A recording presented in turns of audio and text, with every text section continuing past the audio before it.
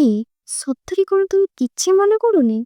ଶାଳା, ତୁ ମତେ ମନେ ପକା ଅବା ଭୁଲିଯା, କିନ୍ତୁ ମୁଁ ତତେ ମନେ ପକଉଥିବି।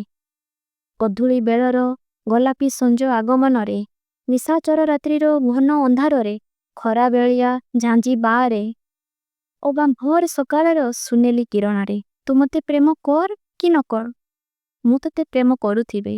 କଟକ ସହରରେ ଗହଳି କମିଲେ, ମହାନଦୀ କୂଳର ସନ୍ଧ୍ୟା ଝରକା ଖୋଲିଲେ, ଖକା ଭାଇଙ୍କ ଗୀତରେ ମୋ ଗାଁ ଶୋଇଲେ, ତାରାକସି କାମରେ ଗଳି ଉଚ୍ଛଳ ଦିଶିଲେ, ମୋ ଶରୀର ଧୀରେ ଧୀରେ ବୟସ୍କ ହେଉଥିବ, ମୋ ପ୍ରେମ ଯୌବନ ଅସ୍ତମିତ ହେଉଥିବ, ଆଖିକୁ ମଳିନ ଦିଶୁଥିବ ଅବା ଚମରେ ଗାର ପଡ଼ିଥିବ।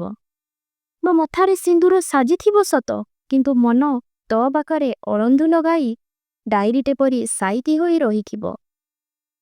ତୋ ଭାବନାରେ ମତେ ରକ୍ ଅବା ନରକ, ମୋ ନିଦ ପ୍ରତି ରାତିରେ ତୋ ସ୍ୱପ୍ନରେ ଝଲସୁଥିବ।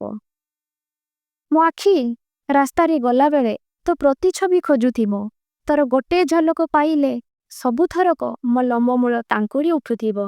ଆଉ ପ୍ରତିଥର ଖୋଜିଲା ମନରେ ପ୍ରଶ୍ନ ଆସୁଥିବ, ସତରେ ସେଇ ତମେ ତ?